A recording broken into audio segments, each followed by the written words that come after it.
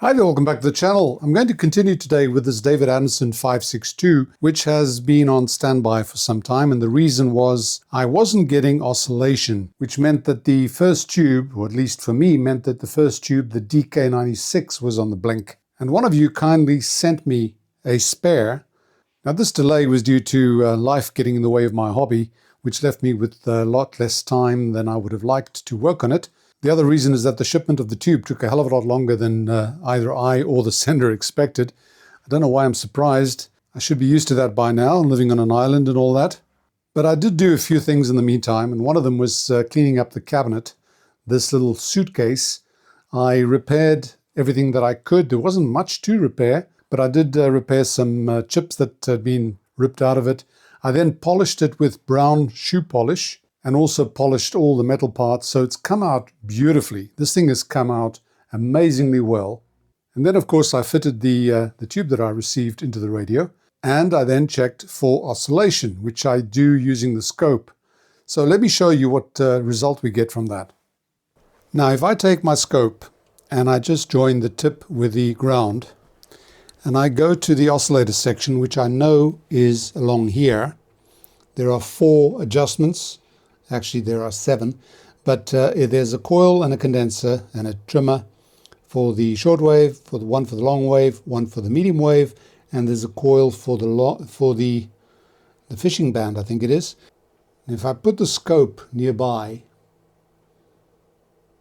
I'm getting something here. What am I at? What am I at? I need to adjust it to the position where it's getting the best signal. Now I'm on long wave. My tuning condenser is at the absolute maximum capacitance, and I'm getting 593 kilohertz. That is the oscillator signal, because if I subtract 450, which is the IF frequency from that, I then get about 140 kilohertz or 150 kilohertz, which is the bottom of the long wave.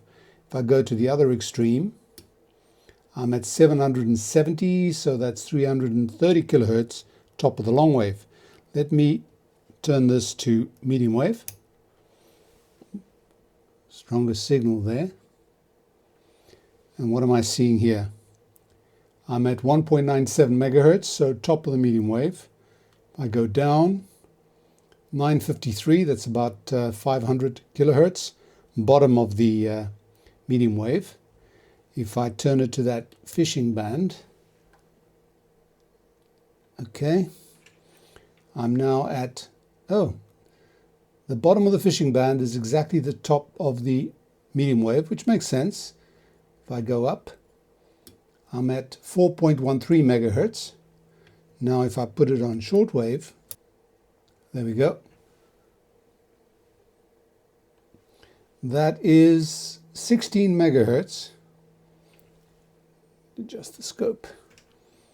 And it goes all the way down to 6.1 or 6.2 megahertz. So I know that the oscillator is working on all the bands, because I'm actually picking up the oscillator frequency from there. So this thing should work, right? Should is the operative word here.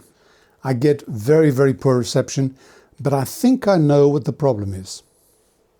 I think that essentially this thing is completely misaligned.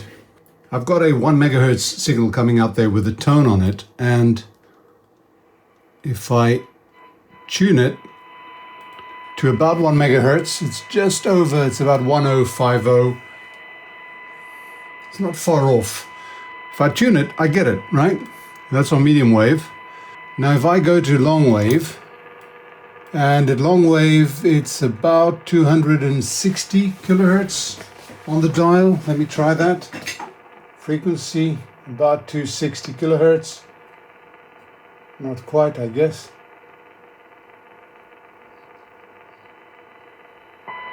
There it is. 250. I'm getting that as well. What about that other band? What is that other band? At that region, it's about 2.6 meg. So 2.6 megahertz. By the way, I have fixed the dial string.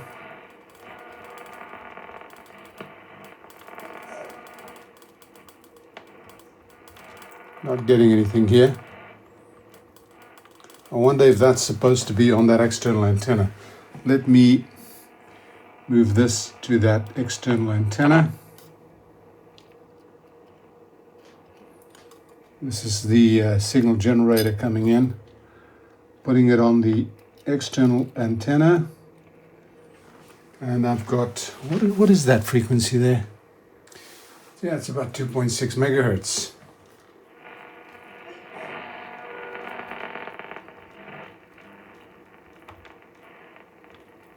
Nothing there.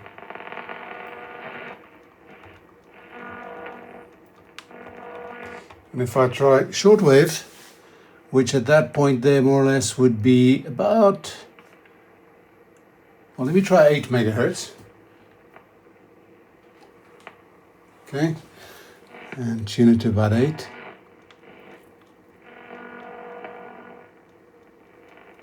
Nothing.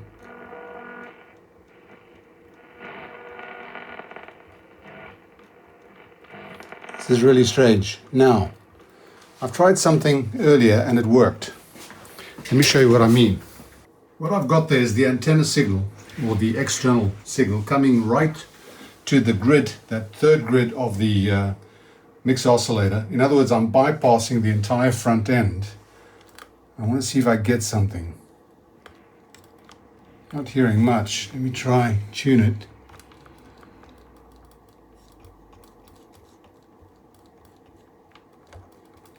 Getting nothing at all. I think this front end is messed up because I can't seem to get the signal through properly. And strangely enough, I did have it earlier, which is even weirder. But I'll ponder on. Actually, let me do something quickly. Let me just do an alignment, the IF alignment. Since I've got that signal going in there to the grid of the that's to the grid of the input tube. If I give it 450 kilohertz, can you hear that? Yeah, I can hear that. What I'm going to do is very quickly do an IF alignment for the IF frequency. And that's actually very simple. There are only 4 things to adjust. Let me show you. There are 2 IF transformers on this thing. Here's one here, one of those Phillips types. And there's just 2 adjustments on the top there. And then there's that big guy over there. There's one coil there and one on the underside. I'm going to do that off camera because I can't, I don't have a load resistor in there. So I've got to hear the tone, and I'm going to just look at the tone coming out on the scope at the speaker and adjust this for a peak. I won't bother you with that and blow your ears out, and then I'll come back and tell you if it made any difference. Well, that made a difference. I'm sending an 8 megahertz signal. There's 8 megahertz there. Where is it? There. I'm getting it there. Now if I send a, let's call it a 12 megahertz signal. So 12 is over here. Let me tune to it.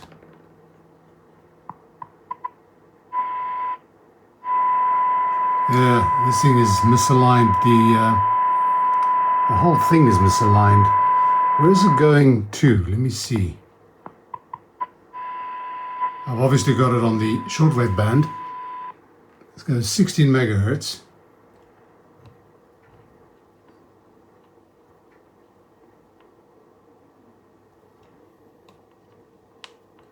No, try 15.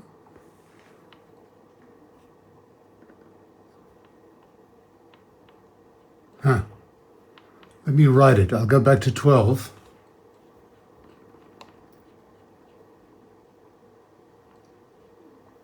Now it's gone. Oh, it's putting the volume down. There. 13. There it is. 14. There it is. Increase the amplitude of the input signal a bit.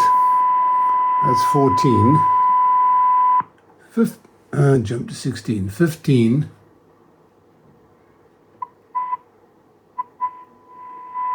That's there. 16. That's gone. Okay, and how low does it go? I know it goes to 8. Let's try 7.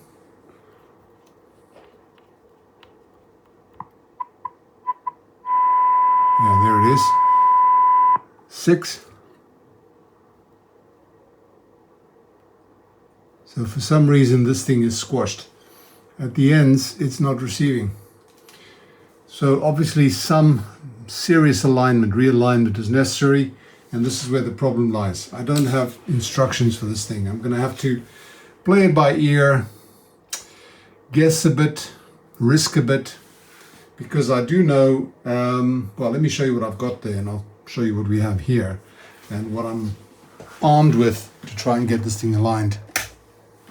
See, there are 3 adjustment points, or 3 adjustment sections. Here's the one set over here.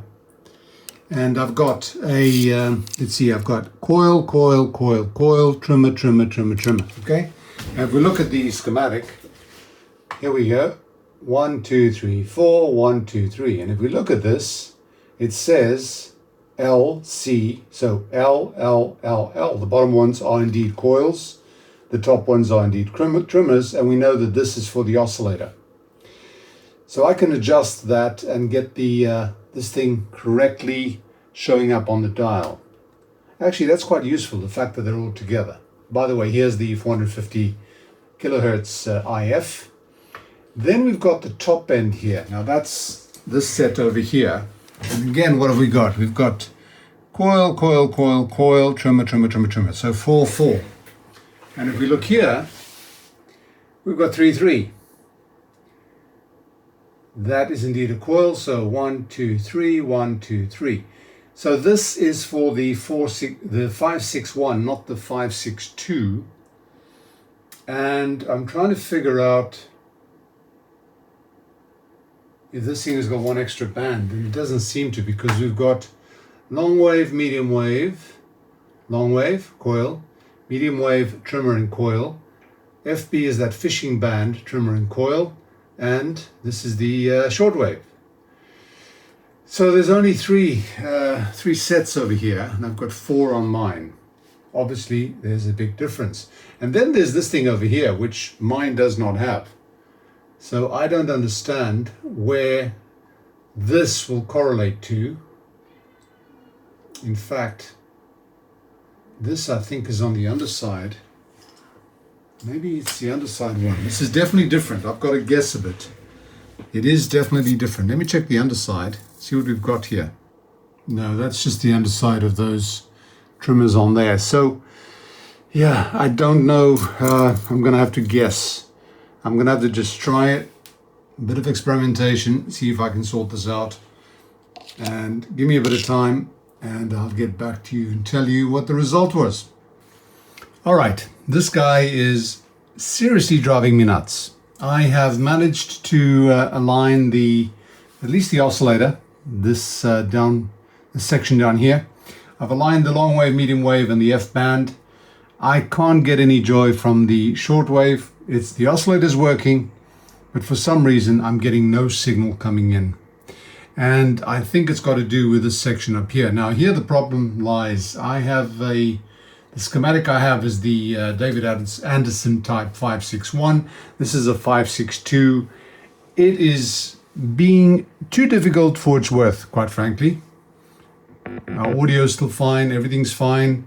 The enclosure is completely restored. It's going to look beautiful, but it's not picking up on shortwave. Now, I'm not sure if it's it can't be the first tube here. That's been replaced, and it's working fine on the others. Sometimes it doesn't work on a high frequency, but I don't think that's the issue. I think the issue has got to do with these coils over here, because I have no schematic. And I've noticed a few changes between this radio and the schematic for the 561. I'm just lost for solutions on this thing.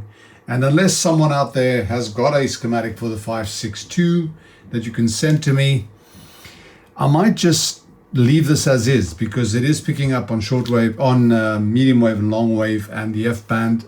Shortwave, I mean, I'm not going to get anything anyway, but I do like to get these things restored completely, whether I use them or not. And then of course there's a question of what to what to do with the audio. This audio is not great. This is not something that I don't think I'm going to put Bluetooth on here. I'm still inclined to look for to go towards the guitar amp, practice amp solution, because it's very easy to get an audio signal in here, a little preamp or a sort of pedal type thing that you can put in here.